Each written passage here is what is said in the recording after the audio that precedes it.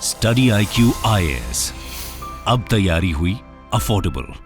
नमस्कार दोस्तों recently I am sure आप सबको याद होगा, बेंगलुरु से काफी ज्यादा खबरें आ रही थी कि वहां पर वाटर क्राइसिस चल रहा है। लोगों के पास पानी नहीं है पीने को। अपार्टमेंट्स में लोग बंद तो हैं लेकिन वहां पर पानी नहीं आ पा रहा है। लेकिन मैं आपको बता दूं, रिसेंटली जो सेंट्रल वाटर कमीशन की रिपोर्ट आई है उसके द्वारा जो डेटा प्रेजेंट किया गया है, पूरे साउथ इंडिया में यह सिचुएशन आपको देखने को मिलेगी। ये खबर आप देख सकते हैं, south India stares at severe water crisis as reservoir levels plunge to mere 17%। जी हां, वहां का जो रिजर्वॉयर लेवल है साउथ इंडिया में 17% पर आज पहुंचा है। तो इसके बारे में तो मैं आपको बताऊंगा ही, साथ ही साथ यहां पर देश के बाकी राज्यों में क्या स्थिति है वो भी हम जानेंगे, और साउथ इंडिया में ही ये प्रॉब्लम क्यों आई है वो भी मैं आपको बताऊंगा। चलिए आगे बढ़ते हैं, लेकिन उससे पहले ध्यान रखिएगा, आप में से जो भी लोग यूपीएससी की प्रिपरेशन कर रहे हैं, आप हमारे नए जीएस फाउंडेशन बैच को ज्वाइन कर सकते हैं, जो कि 8 मई से स्टार्ट हो रहा है। मैं आपको बता दूं, ये हमारे जो बैचेस होते हैं इसमें आपको कंप्लीट प्रिपरेशन कराई जाती है।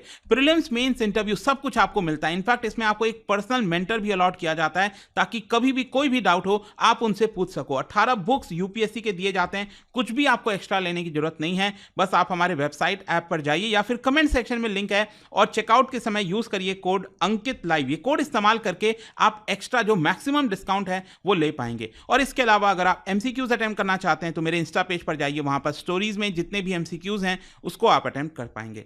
चलिए शुरुआत करते हैं और सबसे पहले ये देखते हैं कि एग्जैक्टली हो क्या रहा है। देखिए, जो सदर्न रीजन है ना भारत का, अब जब मैं सदर्न इंडिया की बात करता हूं तो बेसिकली हम यहां पर 5 राज्यों को देखते हैं, जैसे कि आंध्र प्रदेश हो गया, उसके बाद ऊपर तेलंगाना है, ये हो गया आपका कर्नाटका, ये हो गया आपका तमिलनाडु और केरला। ये पांचों राज्यों में अगर आप देखोगे काफी सीवियर वाटर क्राइसिस देखने को मिलेगा, क्योंकि वहां की जो स्टोरेज कैपेसिटी है, जो रिजर्वायर्स होते हैं ना बेसिकली इन राज्यों में और देश के लगभग हर एक कोने में आपको पता है बड़े बड़े डैम्स बनाए गए हैं। ठीक है, तो इस तरह के जो रिजर्वायर्स होते हैं जहां पर पानी स्टोर करके रखा जाता है, ताकि जैसे कि मान लो अगर बारिश का मौसम है तो बहुत सारा बारिश आया, पानी इकट्ठा हो गया, तो पानी को इकट्ठा करके रख लिया जाता है, ताकि जिस समय बारिश नहीं होगी, पानी की किल्लत होगी, तो वहां से हम पानी का इस्तेमाल कर पाएंगे। तो ये स्टोरेज करना बहुत इंपॉर्टेंट है। अगर आप ये स्टोरेज नहीं करोगे तो जो किसी भी वर्ष के एक पर्टिकुलर हिस्से में आपको वाटर प्रॉब्लम देखने को मिल सकती है। तो क्या हुआ है कि साउथ इंडिया में जो स्टोरेज लेवल है वो 17% पर पहुंच गया है। मतलब जितना कैपेसिटी है उनका स्टोर करने का, उसका सिर्फ 17% ही वहां पर भरा हुआ है। ये सेंट्रल वाटर कमीशन की तरफ से बताया गया है। इनफैक्ट ये आप देख पाओगे, बोला यह जा रहा है कि जो उनकी टोटल कैपेसिटी है वो है करीब 53 बिलियन क्यूबिक मीटर।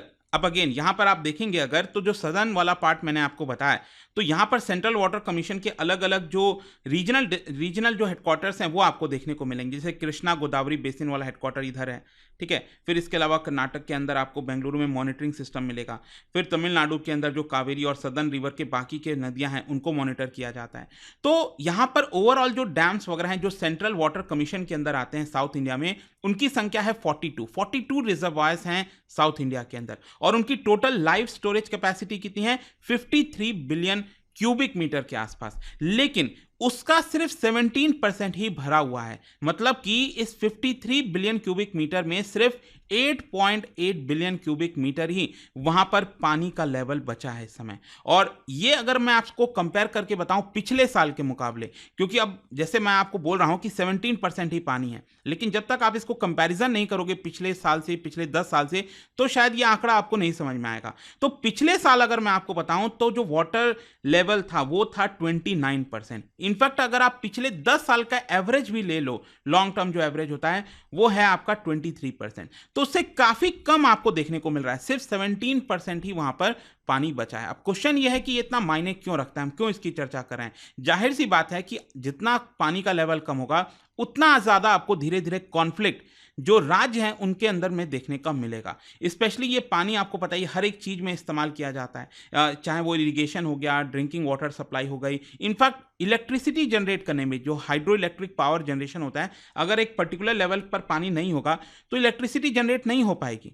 तो ये सब चीज़ों में मदद करता है। मतलब सिर्फ वाटर कम होने की वजह से आप इसको वाटर स्कैसिटी मत देखिए, इसका जो रिपरकशन होगा वो बहुत भयानक हो सकता है। खैर, ये तो हमने साउथ इंडिया की बात की। अब क्वेश्चन ये है कि देश के बाकी हिस्से में क्या हाल है। देखो, अगर आप सरप्राइजिंगली जो ईस्टर्न वाला रीजन है वहां पर स्थिति काफी अच्छी है। देश का जैसे असम हो गया, उड़ीसा हो गया, वेस्ट बंगाल हो गया, वहां पर इनफैक्ट पॉजिटिव इंप्रूवमेंट हुआ है। जैसे कि अगर आप वहां पर कैपेसिटी देखोगे, स्टोरेज कैपेसिटी है इन ईस्टर्न वाले इंडिया में, वहां पर 23 रिजर्वॉयर्स हैं और उनकी कैपेसिटी है 20 बिलियन क्यूबिक मीटर्स के आसपास। और पानी कितना है? पानी है उसमें 7.8 बिलियन क्यूबिक मीटर। मतलब उनके स्टोरेज कैपेसिटी का 39% वहां पर फुल है पानी। और यही चीज अगर आप बात करो, उसको कंपेयर करो पिछले वाले साल से, तो पिछले साल 34% था, अभी इस बार 39% है। तो ईस्टर्न इंडिया में आपको पॉजिटिव इंप्रूवमेंट देखने को मिलेगा। वहीं अगर हम बात करें वेस्टर्न वाले रीजन में, तो थोड़ी समस्या है, बहुत ज्यादा नहीं, साउथ इंडिया जितनी समस्या नहीं है, लेकिन हाँ, वेस्टर्न रीजन में गुजरात, महाराष्ट्र में अगर आप देखो, वहां की जो स्टोरेज लेवल कैपेसिटी है वो है आपका 11 बिलियन क्यूबिक मीटर। सॉरी, आप इसको ऐसे देख सकते हैं कि गुजरात और महाराष्ट्र में जितना भी कैपेसिटी है उनका पानी का, उसका 31% आपको स्टोरेज इस समय देखने को मिलेगा, 11 बिलियन क्यूबिक मीटर के आसपास। और टोटल 49 रिजर्वॉयर्स हैं गुजरात और महाराष्ट्र के अंदर। अगेन, इसको अगर आप कंपेयर करो पिछले साल, तो ये 38% था, तो इस बार कम हुआ है, 31% हुआ है। लेकिन अगेन, यहां पर साउथ इंडिया से बेटर सिचुएशन है। और वही चीज नदर्न और सेंट्रल रीजन में भी अगर आप देखोगे तो थोड़ी बहुत स्थिति खराब है, लेकिन उतनी कोई भयानक नहीं है। खैर, ओवरऑल क्या होता है, जो सेंट्रल वाटर कमीशन है, जो हमारी स्थिति होती है ना, उसको 3 तरीके से डिवाइड करता है कि वहां पर बेटर देन नॉर्मल है, या फिर क्लोज टू नॉर्मल है, या फिर हाईली डेफिशिएंट, या फिर डेफिशिएंट है। इस तरह से उसको डिवाइड किया जाता है। तो जैसे ब्रह्मपुत्रा हो गई, नर्मदा, तापी, वहां पर better than normal storage level आपको देखने को मिलेगा, जो मैंने आपको ईस्टर्न वाले रिवर्स की बात की। और वहीं अगर हम साउथ इंडिया की बात करें, कावेरी और बाकी के जो रिवर्स है, महानदी, पेन्नार, वहां पर हाईली डेफिशिएंट सिचुएशन देखने को मिलेगी। तो ये कहीं ना कहीं ठीक नहीं है, ओवरऑल प्रॉब्लम हो सकता है साउथ इंडिया में। अब क्वेश्चन ये है कि आखिरकार ये प्रॉब्लम सदर्न इंडिया में ही क्यों आया। एक्चुअली क्या हुआ है कि पिछले साल जो साउथ वेस्ट मॉनसून है, आपको पता है सबसे पहले केरला कोस्ट पर हिट करता है, फिर ज्यादातर सदर्न इंडिया में बारिश काफी ज्यादा होती है जून से सितंबर के बीच में। लेकिन क्या हुआ कि पिछले साल जो बारिश हुई थी, that was 8% shortfall, specially southern India की अगर हम बात करें।